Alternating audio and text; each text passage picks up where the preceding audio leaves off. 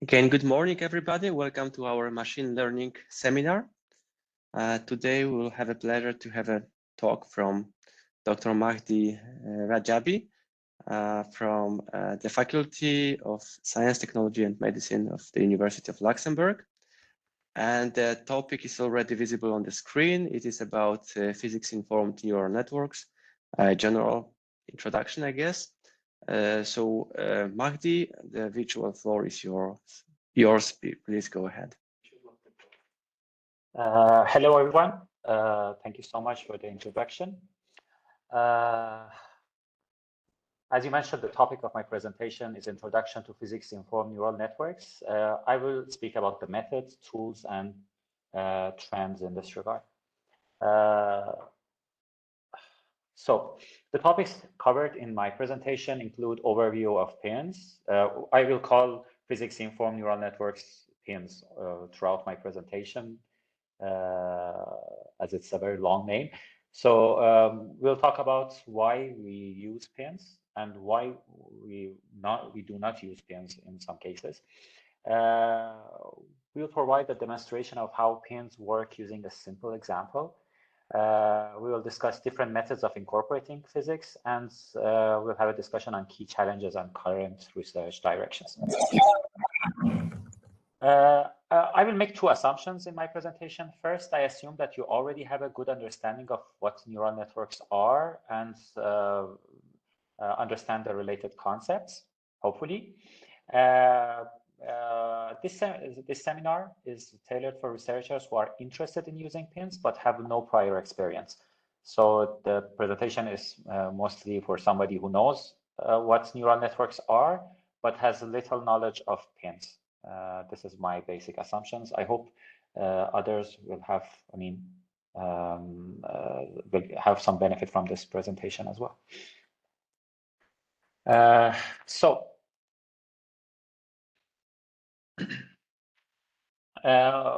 What we call PINs or physics-informed neural networks is also called other names in the literature.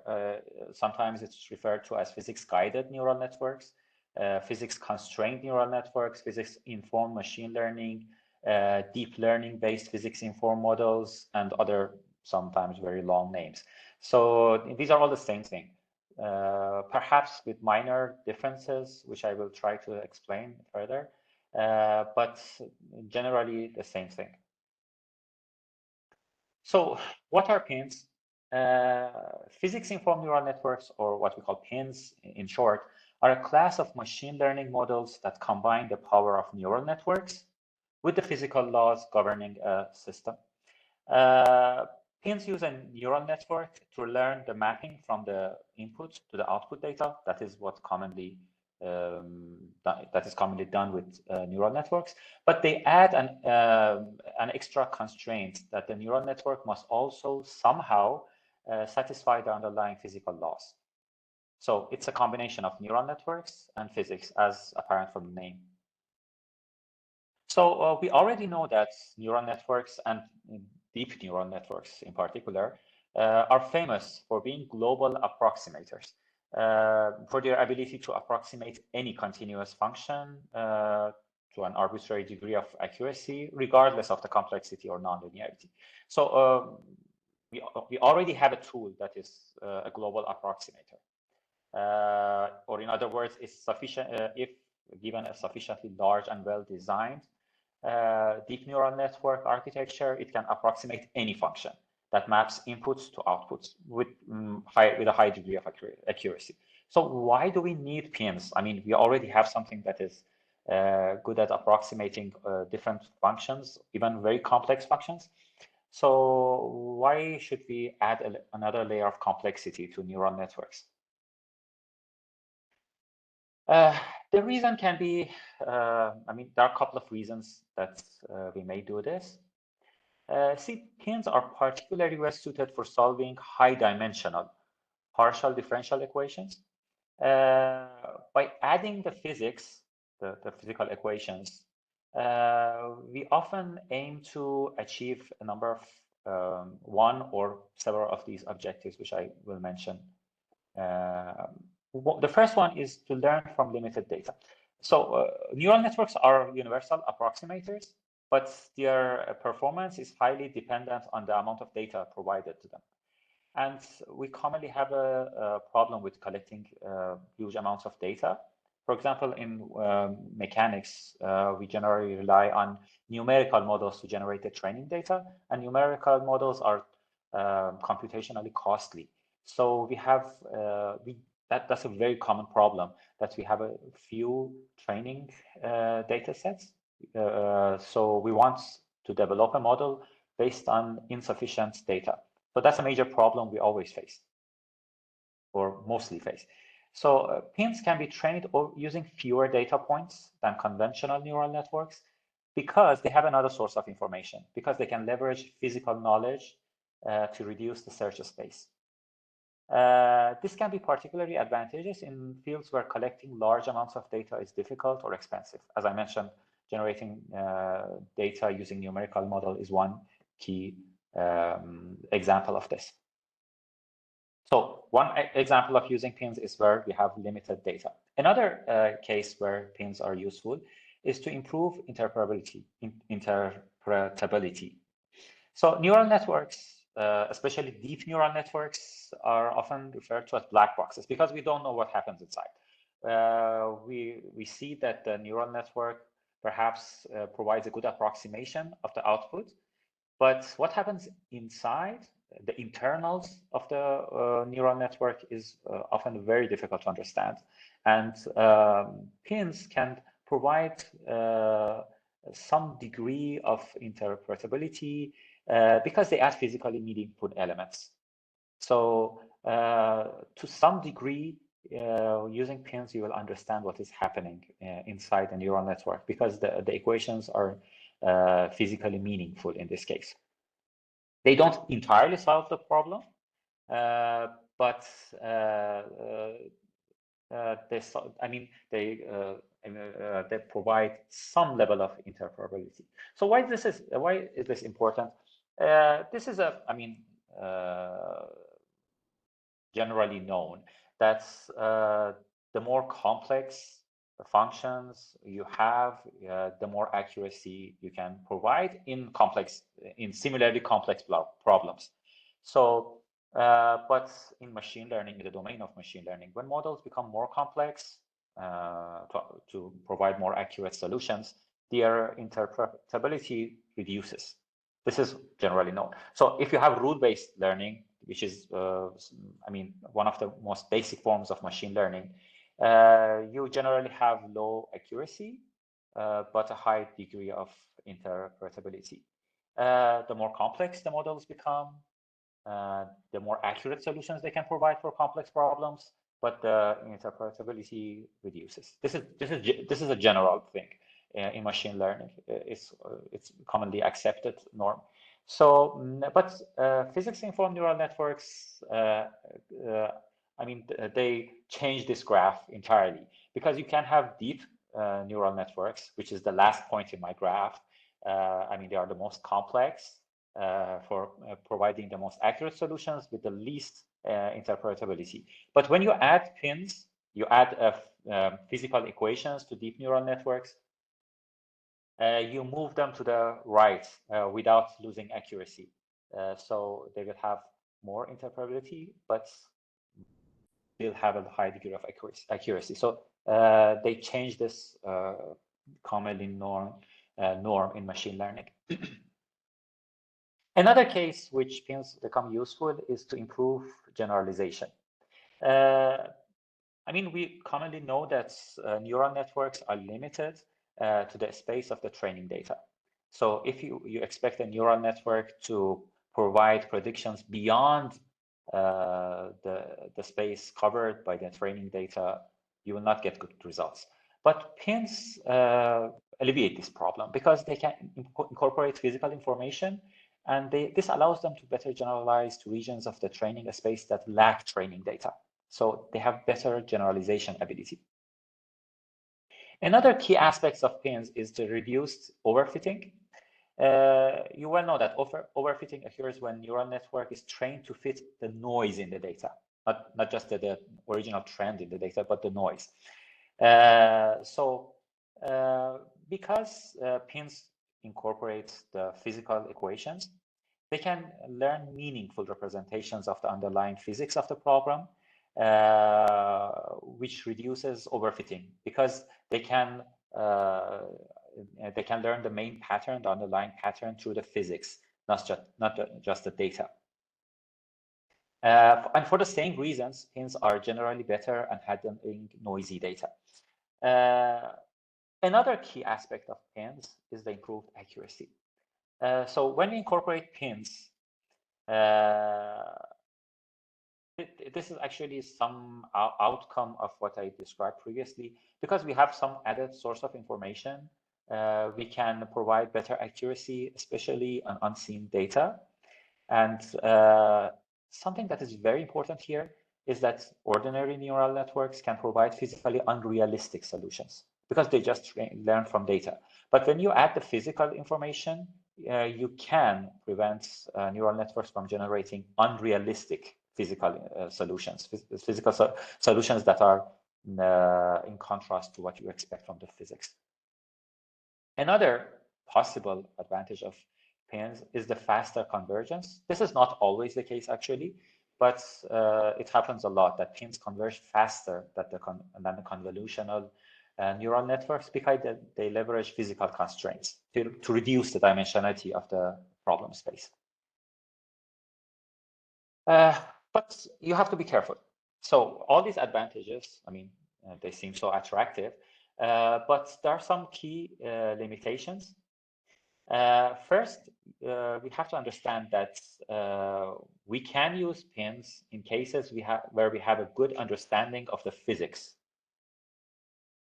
So to effectively build a pin, the physics of the system being modeled must be well understood and also accurately incorporated into the network architecture. So if there's a problem for which the physics is not properly known, or the physical equations have a high degree of uncertainty involved, we will not be able to use pins.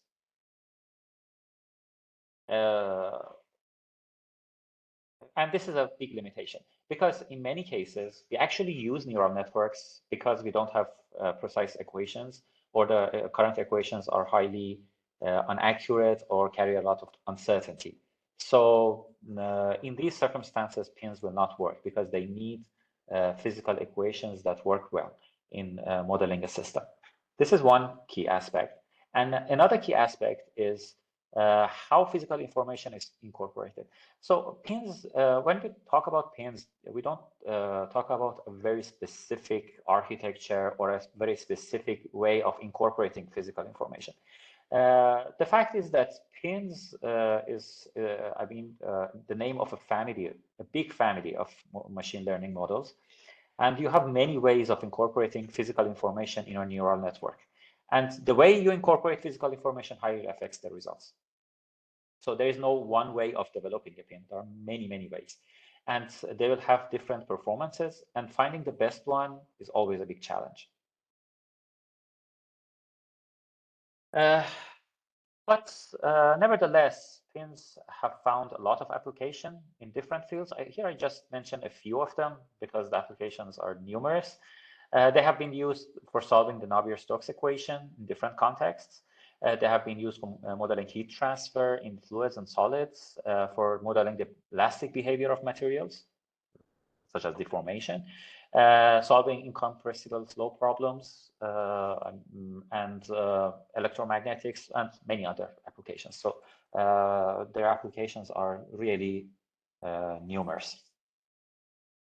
Why not to use pins? I mean, pins are not a tool for all purposes. They have their limitations. I just described 2 key limitations, but I want to extend this so you know where pins are useful and where they are not useful, actually. First of all, as I mentioned before, if our understanding of a system is limited or unreliable or unquantifiable, so this is not a good case for using pins, because pins require equations that properly model a system. This is one case. Another case is that if the problem at hand is not physical in nature, You have many problems that are not physical in nature. So, for example, pins are very useful in fluid mechanics, in solid mechanics, but they are not as useful in finance, for example, because financial problems are mostly, not always, but mostly not physical. So that's why, I mean, as mechanical or civil engineers or other engineering fields actually use more pins compared to areas like finance. A third issue is that if the problem is low dimensional and has a relatively simple alternative model, then pins are not used because pins are a heavy tool. I mean, they're like heavy machinery. If you have a simple problem, you don't use pins because using pins involves a lot of work. 4, if the data is too limited. See, this may seem in contrast to what I previously mentioned, but have this in mind that pins reduce the requirement for data, but they can't be trained without data.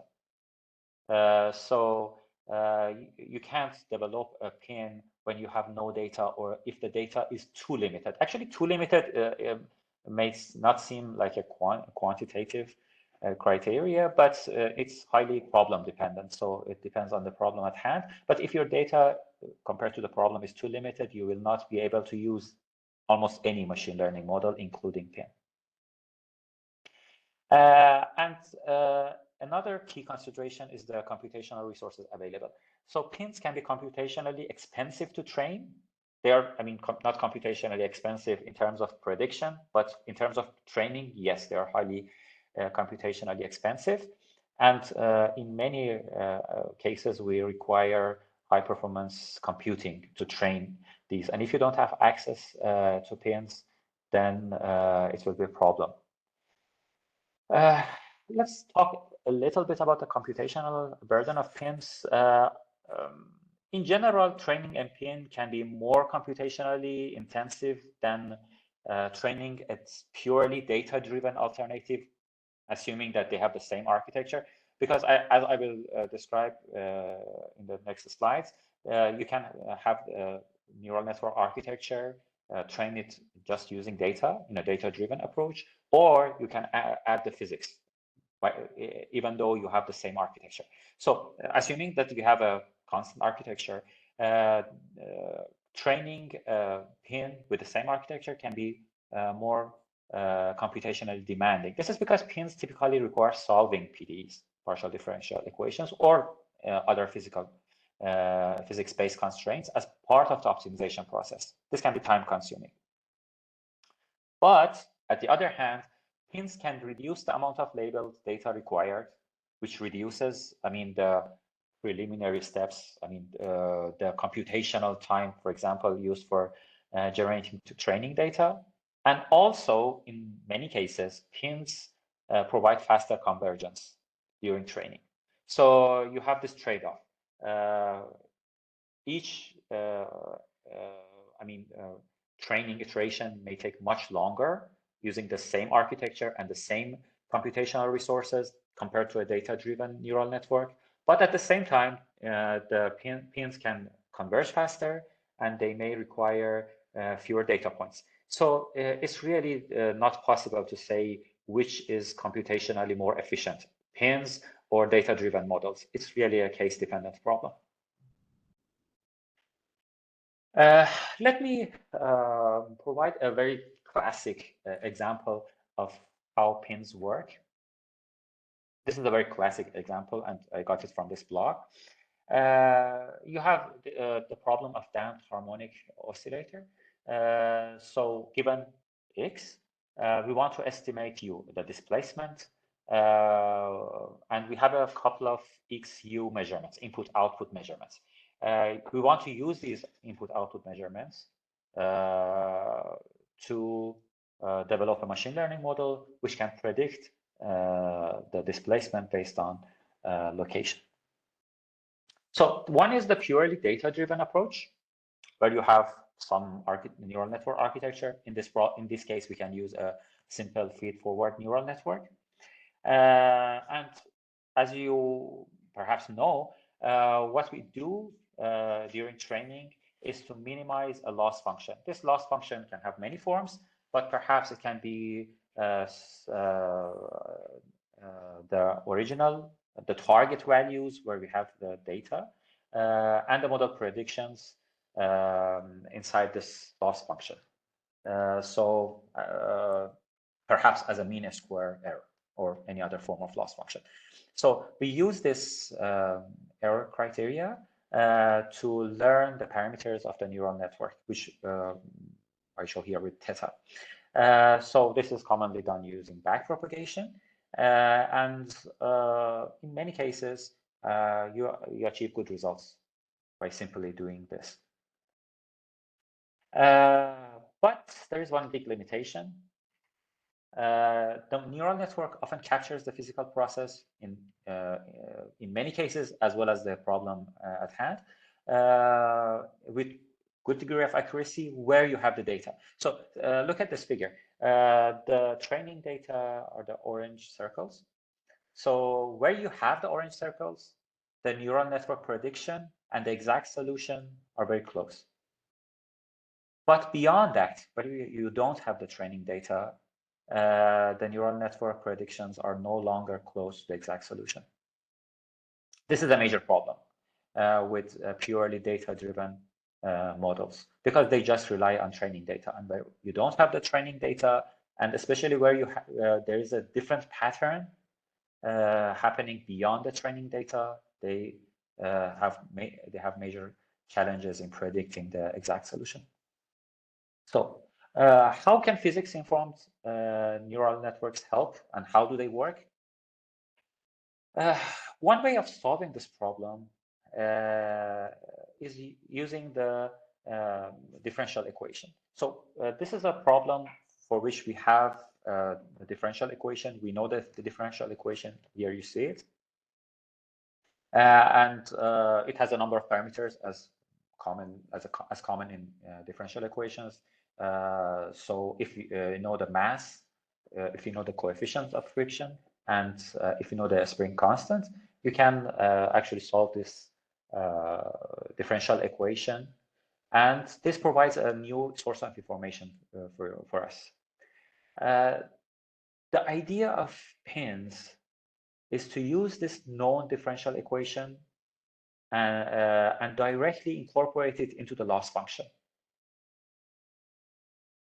So beyond the training data, apart from the training data, you can have different values of x, and you can use the neural network to estimate u. And so the residual of this differential equation, where you incorporate x and u inside the differential equation, must approach 0. So any value beyond 0 is an error, which you tend to minimize. This is how pins could work. This is not the only way pins work, but this is a very common way. So what we actually do is to extend the loss function. So we'll have the data-driven part of the loss function as before. As you see, this is the mean square error. For the points that we have the training data, we provide predictions by the neural network and estimate the error based on the known values of u. And for other points, even points beyond the training data, we use x to estimate u and use the entire differential equation to provide an error. This error is the residual from the differential equation. And we can add these two errors together, perhaps with some weight, to estimate the loss. And this loss is then minimized using the common backpropagation method. So the architecture of the neural network remains the same. The backpropagation, the optimization algorithm, everything remains the same. The only added feature is that the loss function is not only data-driven, but also includes the differential equation. And there are many tools, many readily available tools for estimating the differential equations in common machine learning libraries. As I mentioned, this is not the only way of incorporating the physics. It's a very common way, but it's not the only way. There are other methods of incorporating physics into pins. I will try to mention the important ones here. Physical scaling is another method of incorporating physics into neural networks. How does it work? It involves normalizing the inputs and outputs of a neural network to the characteristic scales of the physical problem being modeled. So the model can remain data-driven in some aspect, but what you do is to scale the inputs based on known physical characteristics. In addition to improving the conditioning of the problem, physical scaling can also improve the convergence of the optimization algorithm. This has been shown by a number of papers. Because if the inputs and outputs have widely different scales, the gradients can become very small or very large. You prevent this by scaling, by physical scaling, and prevent the optimization algorithm from wandering around. So physical scaling, I mean, physical scaling can be known as like a minimum version of pins, because you are actually doing a data-driven training, but you just have a preliminary step where you scale the parameters, but you can normalize the parameters as usual without incorporating physics. This is the different, I mean, what's different from common practice. We use our physical knowledge of the parameters to scale them. That's the key difference. Another method of incorporating the physics is physical initialization.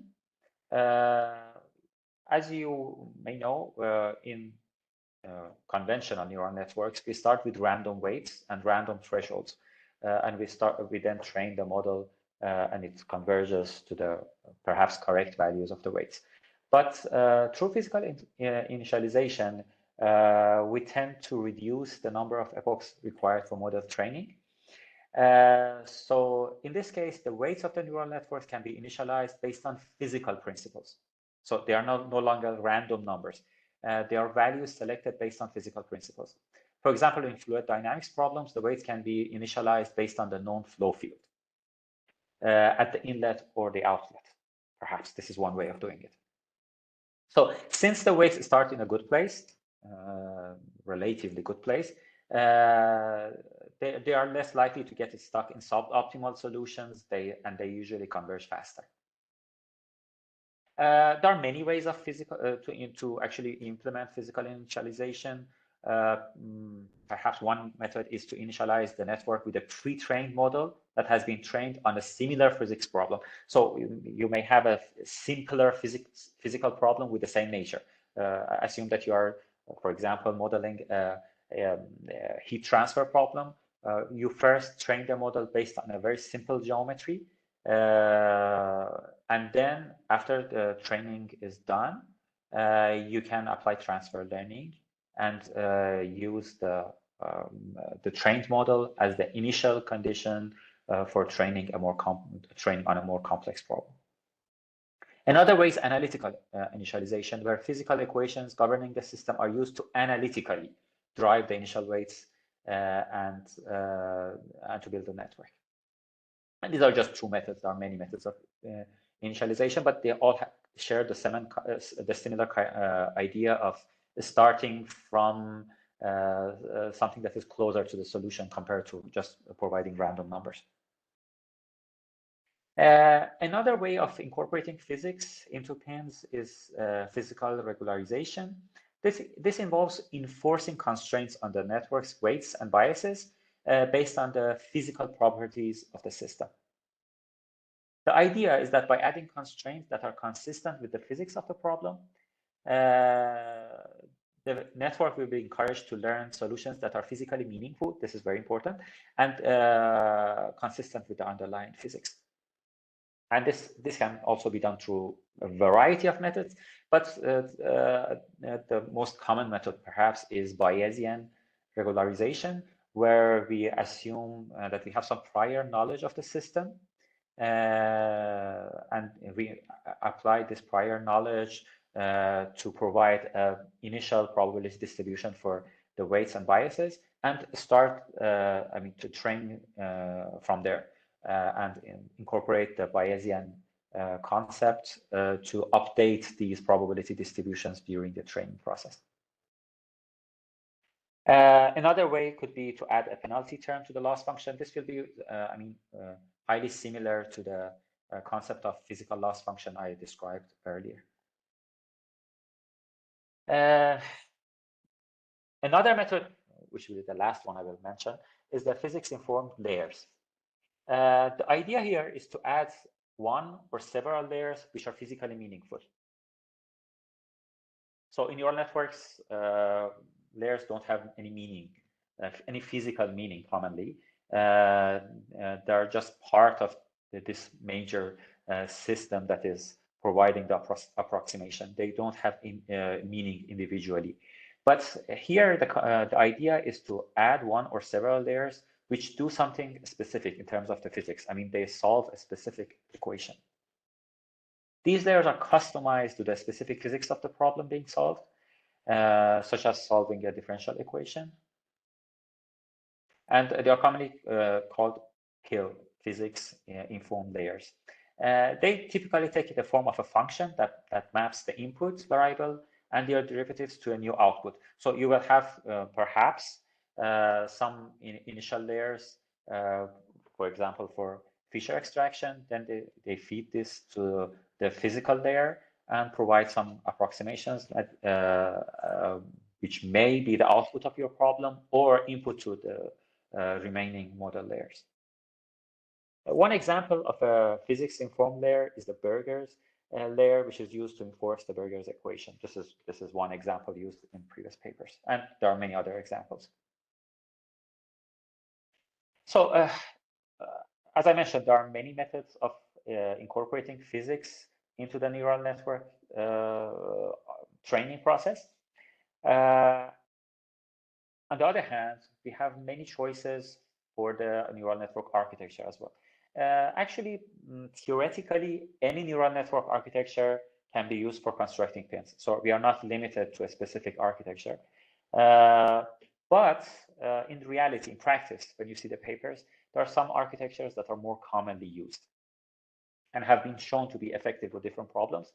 This includes the multi-layer perceptron, the simplest form of the neural network, perhaps. The convolutional neural network, CNNs, which are particularly effective when you have spatial maps as 2D or 3D images. Recurrent neural networks, RNNs, have also been used, especially in cases where the system is transient. We have time-dependent data. And more recently, attention-based neural networks, because they can selectively focus on important features in the input data. So even the 4 families of neural networks I mentioned here include many, many architectures. So a major challenge you could expect here is to find the optimal architecture and the optimal way of incorporating the physics, which is commonly very challenging. There are many, many tools for implementing pins. These are readily available tools, and you don't really actually need to use them. They just make, they are just there to make life a bit easier, especially for solving simple classic problems. But you can just rely on commonly used libraries in machine learning and perhaps customize the loss function, customize the initialization, etc., using your own code. But the libraries I mentioned here do this for you for some commonly known problems. If you're using Python, for example, in terms of the PyTorch library, you have the PyTorch lightning bolts. You have the deepXTE. These are both these 2 libraries both include some readily available loss functions and other tools for constructing pins. And using Keras, if you are focusing on using Keras, you can use SciNN, which is an open source Python library that does a lot of things, including help solve PINs. Actually, these are my personal experience is that these are good for learning, but when you want to do something novel and publish good papers, you will have to write your own custom code. So the last part of my presentation is about the key challenges and current research directions for anybody interested in working on PINs. So PINs are facing a number of challenges, and there's a lot of work being done to solve these challenges, and you have many papers published in recent years trying to solve these problems. One key challenge here is incorporating domain knowledge.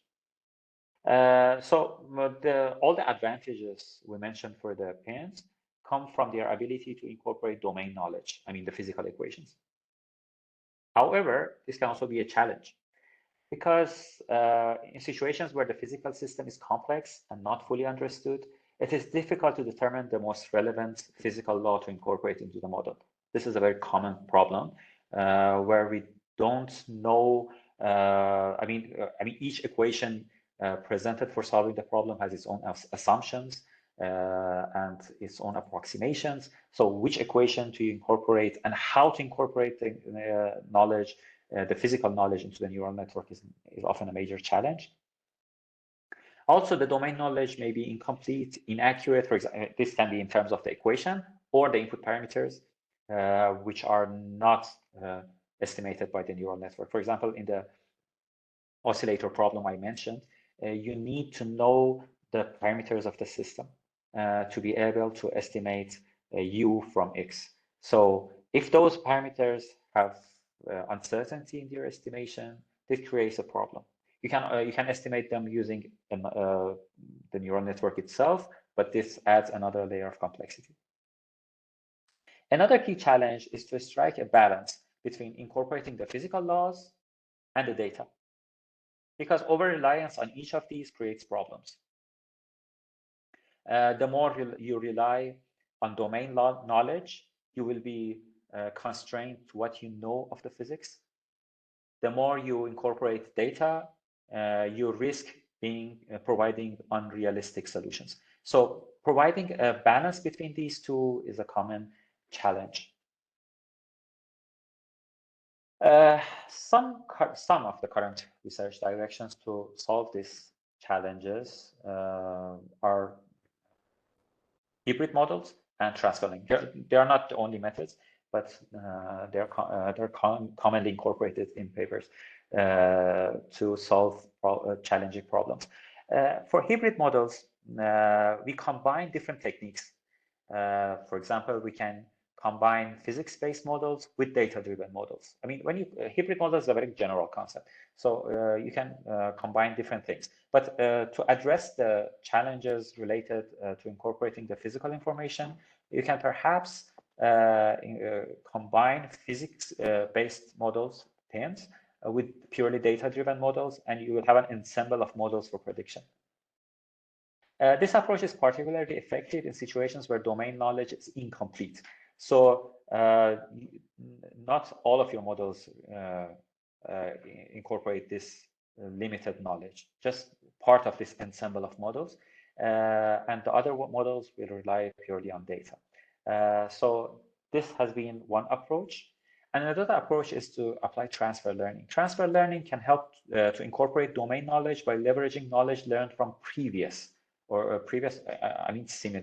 similar but previous physical problems to improve the accuracy and efficiency of the solution. To be more specific, for simpler problems, we may know the physical equations in a better way with less uncertainty. So we can train the model using physical problems that are simple, and then apply the model and then train the model on more complex problems with the same nature. This is a very common approach where you use low fidelity models for training and then higher fidelity models for another level of training. Another key challenge, as I mentioned before, is the computational costs. PINs require the solution of partial differential equations. In this manner, they work like numerical models.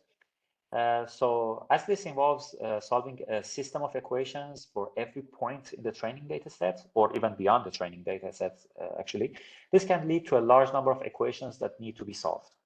So I mean, for the same reason that numerical models are computationally expensive, you will have problems here. But there are two other problems as well, which build up. In addition, the training process for pins is iterative.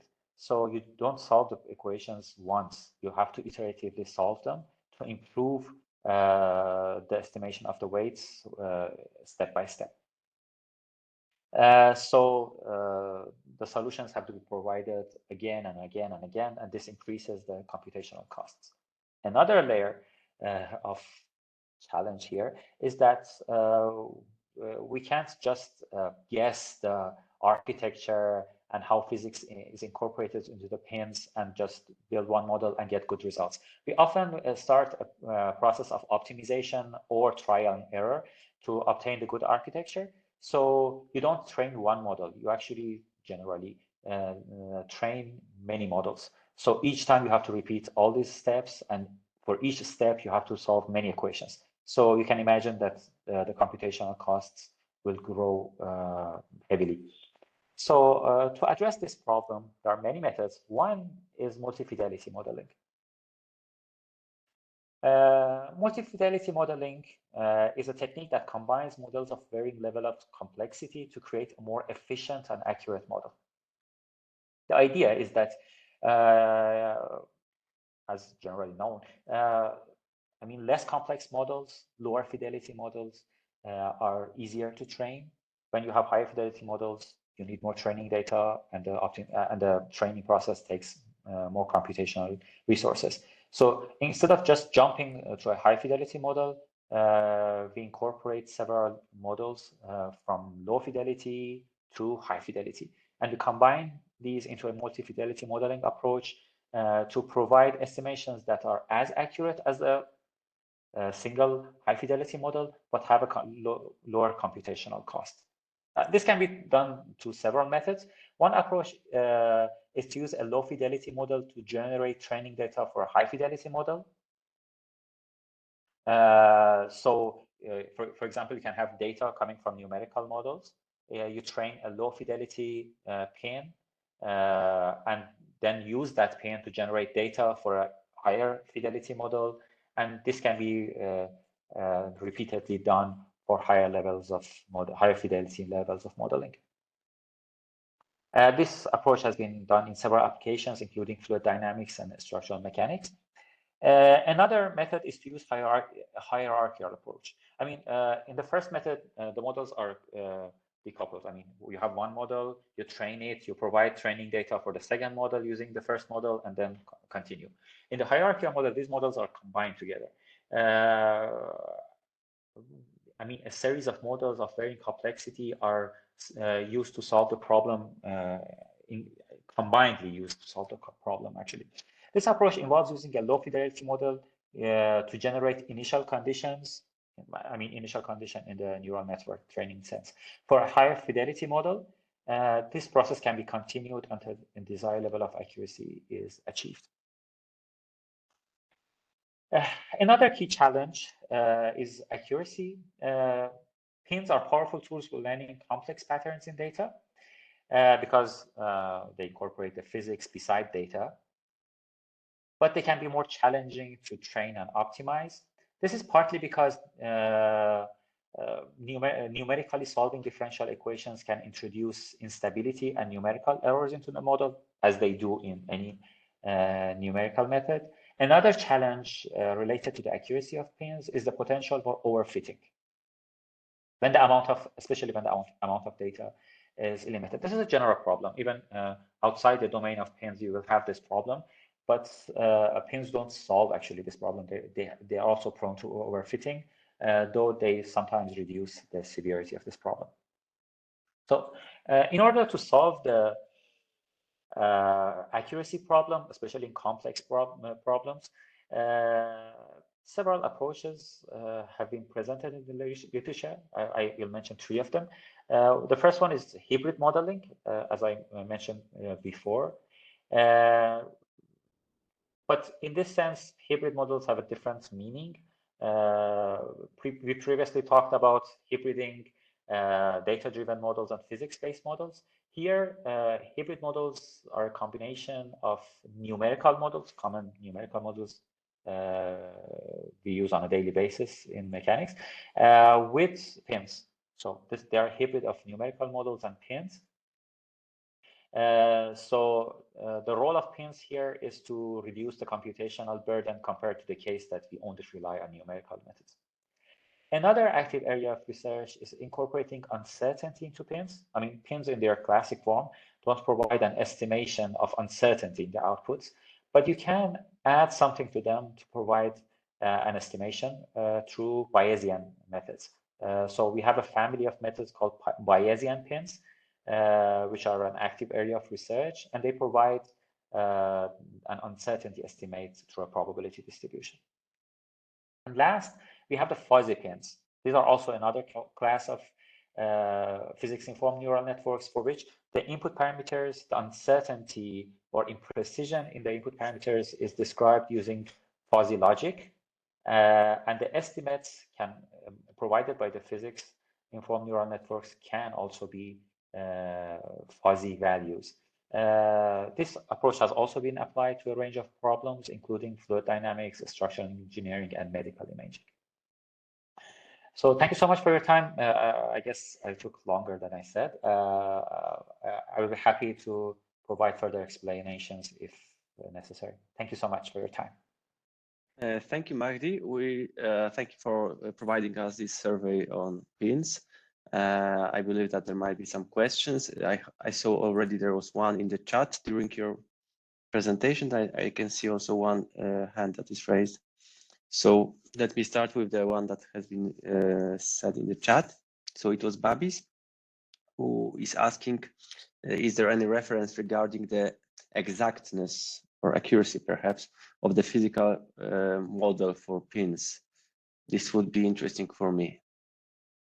Shall I answer questions one by one? Yes, okay, unless Babis wants to elaborate more on the question. I don't think you will find a single reference for this because I mean, accuracy here is very problem dependent. And even for a specific problem at hand, you can have different geometries, different amounts of training data available. So there is no one solution, so there is no single reference. But if you focus on a very, very, very specific problem, perhaps you will find references, but a general reference, no. Babis, this was your question? Yes, let me elaborate a bit. Thanks a lot for the very nice presentation, Mehdi. It was really thorough. Actually, my question was mostly on, you mentioned that if the physical model, the mathematical model is not good, then the pins are not providing good results. So this is where I would like to have a reference for this part of your talk. And the second part of your talk, following up that, is okay. Let's assume we have a good model that represents the physical process. You refer to that, but maybe I missed it.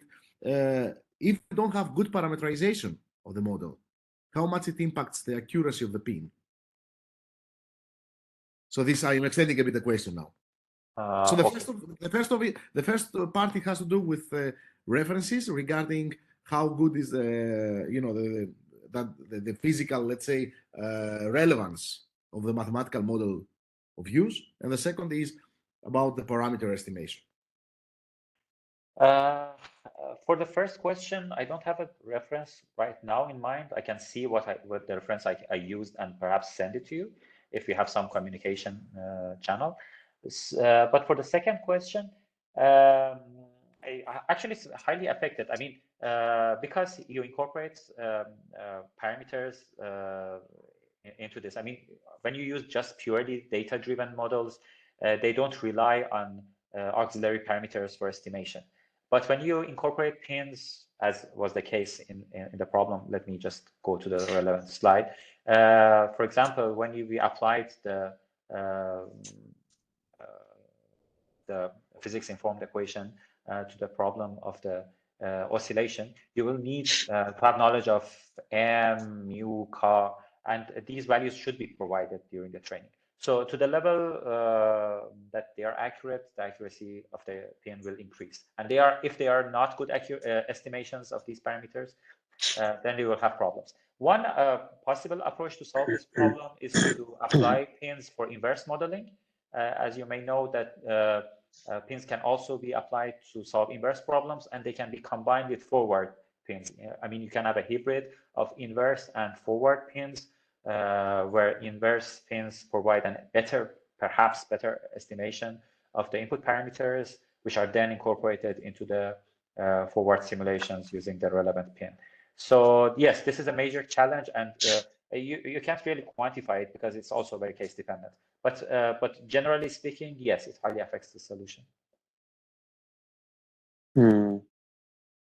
Hamid, I see that your hand is raised. Yes, thank you for the presentation, Mahdi. It was very interesting. I have a couple of questions. Could you please explain a little bit more about this interpretability of AN and exact what you mean?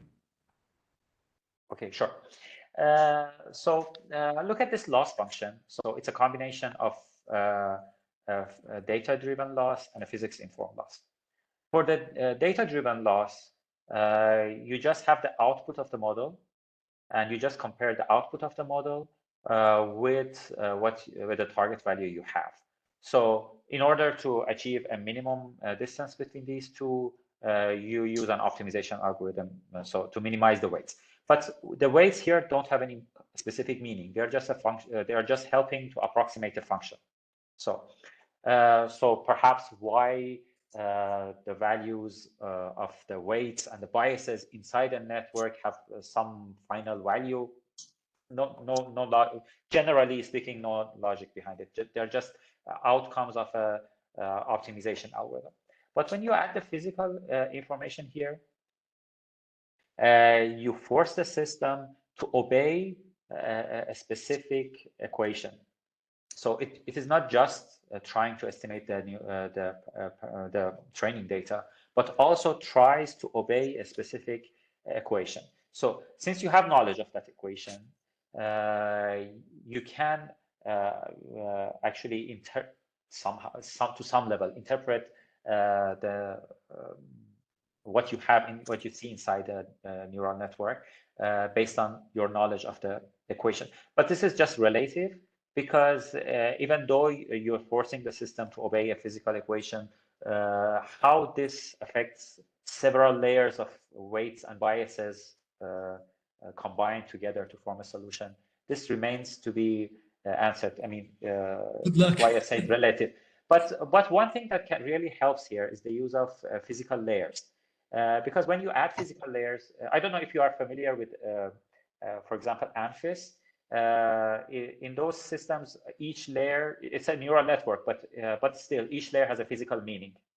This is somehow similar to that, because when you incorporate physics-informed layers, then the layer is actually performing the estimations for a specific equation. So that specific layer has a meaning. If you have a pin composed purely of physics-informed layers, then everything is transparent, because all the neurons are solving equations that are already known. But this is not generally the case. I mean, there are a few situations that you can have all the layers performing physically meaningful calculations, but to the extent you have more interpretability. Yeah, thank you. Thorough response. Thank you.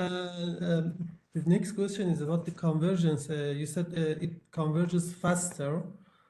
I mean, this could have several side meanings.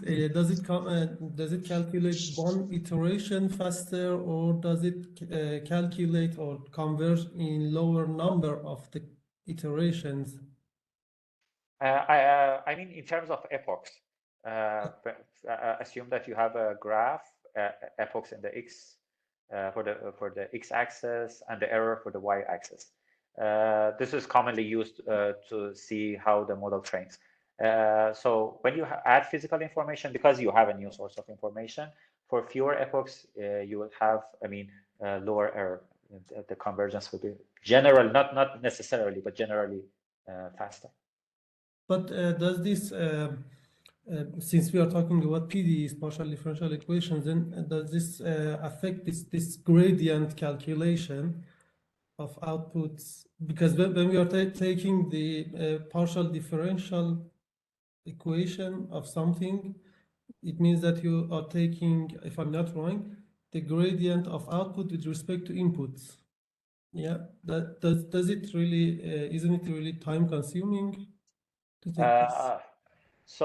Because these are two really different things, at least to my understanding. So it takes a more it may take a lot of time for a single iteration, for a single epoch. So the plot I described is not time versus error. It's just epoch versus error. So each epoch may take longer, but with fewer epochs, you will have more, less error, and the convergence will be faster. But this may not be true for the time. Yeah. Okay, that's all. Thank you. Thank you so much. Thanks. So now there will be Vasilis, and then there are two questions in the chat. So Vasilis, please go ahead. Hello, Mahdi. Thank you very Hello. much for the very interesting presentation.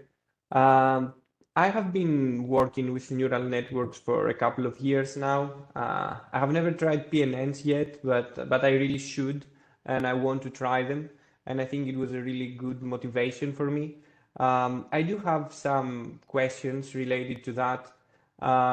For instance, I do have a neural network that it is now working, and it is fully data driven. It has no physics equations in it. And it is, let's say, a graph neural network. It's not a convolutional one or a RNN or whatever else. Is it as easy to convert it to a PNN as to just include one more term in the loss function? Is it really it? Can I just add in my loss function the equation that I used to create the data, and now I have a PNN? Actually, if you have something that already solves your problem, so there may no longer be a need for using pins.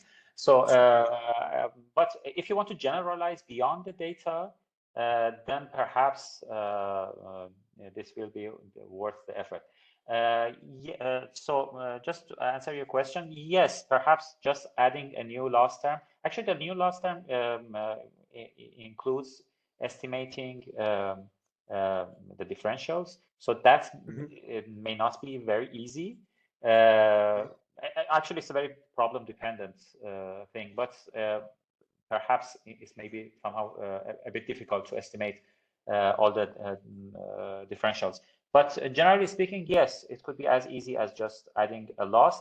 But whether you will achieve anything from this, in terms of accuracy, perhaps, depends on what you expect from it. I mean, it may not, beside the effort, when you add this, you will increase the amount of computations required for training by a lot, actually. Okay, I don't mind that. What I want is to use less data. Yes. I am okay to pay 10 times the computational cost as long as I can reduce my data requirements, for instance. Yes, that may help, yes.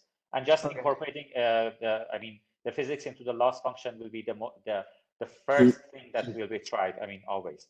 So I suggest you add this to the loss function and see how reducing the training data affects the results. Okay, and another question is, how difficult is it to incorporate the boundary conditions into the loss function? Actually, it depends on the type of boundary we are speaking of, but it can be really easy if you have just you have some state variables and you have fixed values of state variables in the boundary. This is the easiest way of incorporating the physics, actually, because you just in terms of the loss function, it's just very similar to the first data-driven part of the loss function, where you are just estimating for example, the mean square error, but instead here you have the fixed values of the state variables in the boundaries. So in that sense, it's super easy, but if you have some differential in the boundaries, it will be a bit more complex. Okay, makes sense. Thank you. Another question is, I think you kind of mentioned that, is how do you weigh the different components of the loss function the physics loss and the data loss, because we already have like a lot of hyperparameters in neural networks, and that one sounds like a super important one. Is there like a method to estimate that, or is it just trial and error? By hyperparameters, you mean number of layers, the activation functions, etc. Things like that. Yeah. Yes. I mean, in this respect, we have the same problem as a purely data-driven approach. I am sure that in order to find an optimal architecture for your current work, you have done a lot of trial and error or perhaps optimization. So one way could be to keep this architecture constant and try to play around with how you incorporate the physics.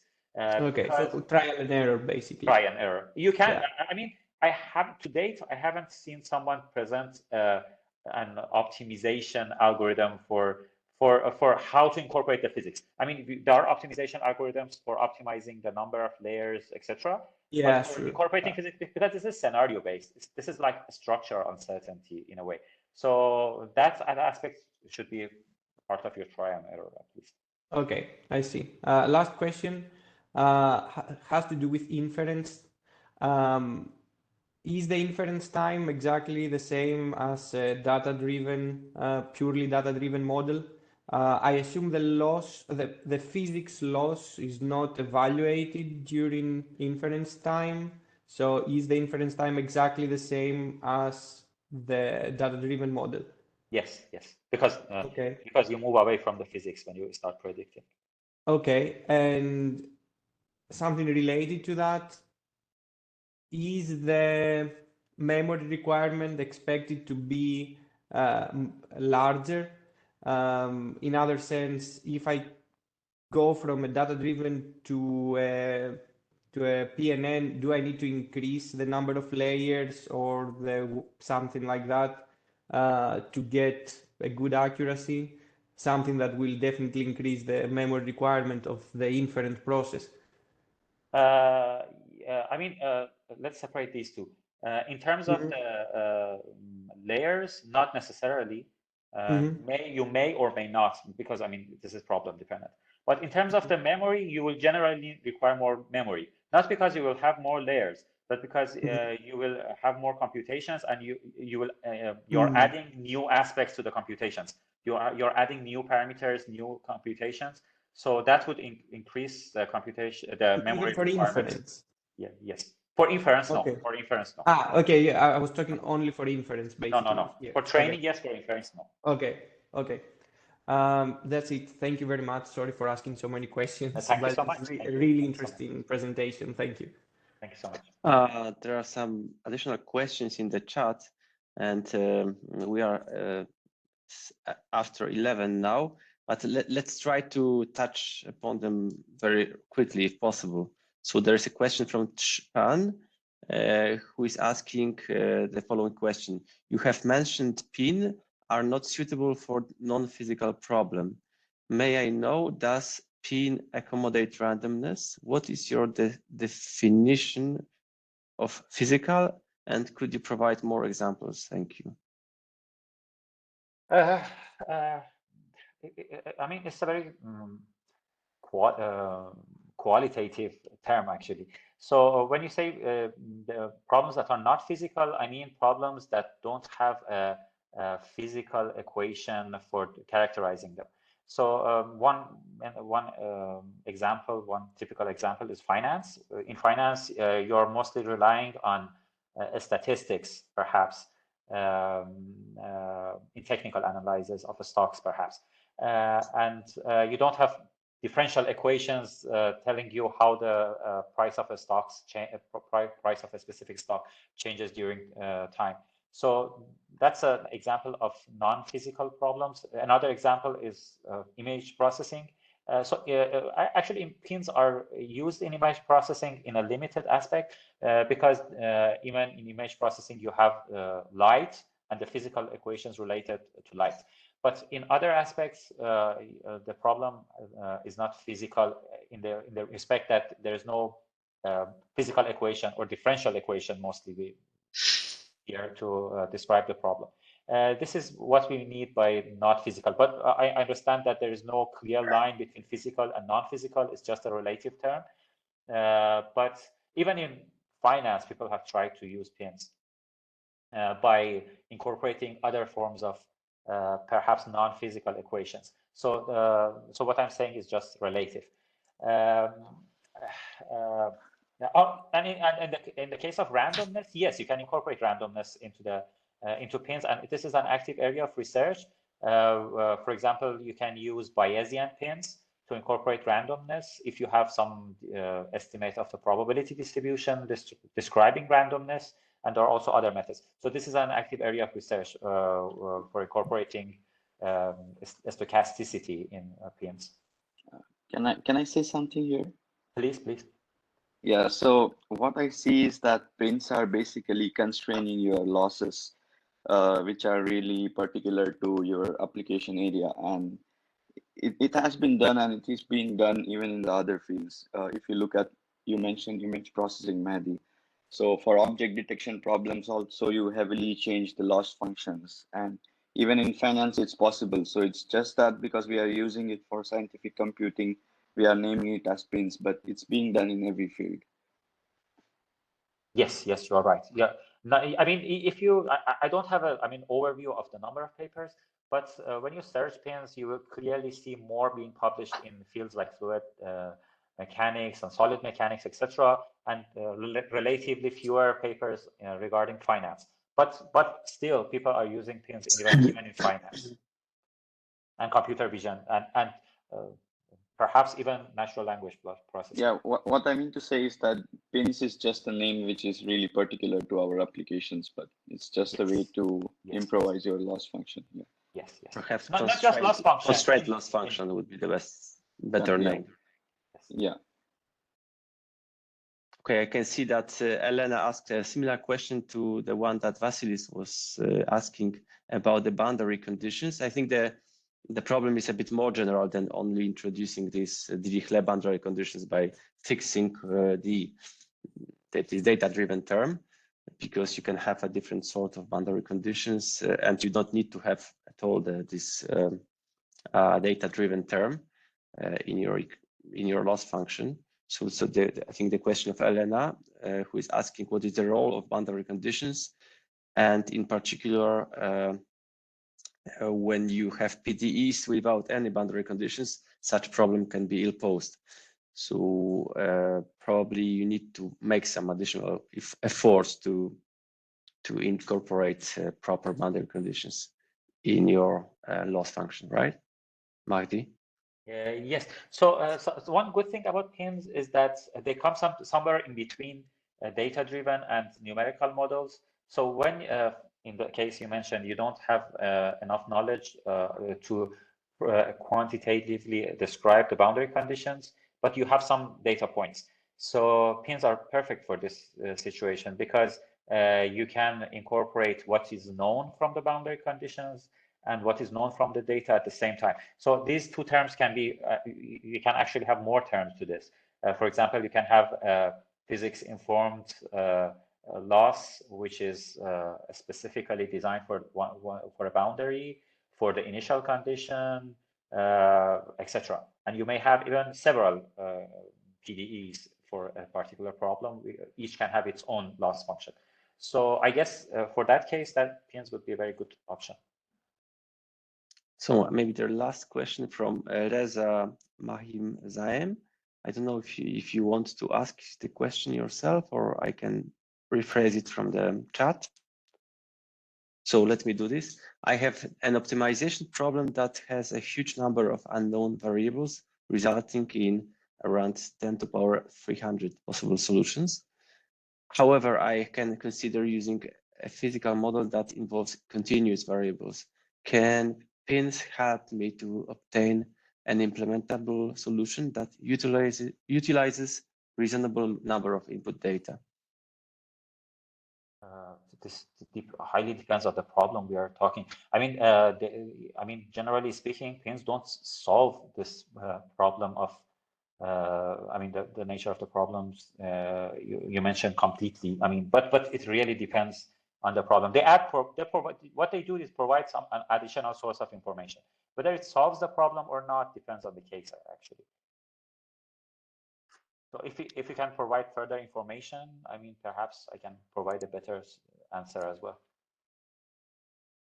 I don't know, Reza, you could always, I think, contact Mahdi via email, right? And then continue the discussion afterwards, after the seminar.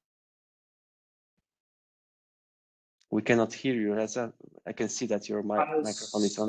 Sorry, my microphone doesn't work. Mahdi, thank you for your explanation. Yeah, my question might be, I hope you hear me. Yes, I hear you. Can you hear me?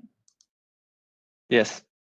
Okay. Actually, my basic question is that I have an optimization problem that has a huge amount of possible solution, which is around 10 power 300. So I can relate the question to discrete and to continuous variable. And in this case, I can have a physical model as well. My question is that can you consider pins to help me have a implemented solution? Because even if I decrease it to, I consider continuous variable, it would be very hard because I need to have a huge amount of input data to train a model.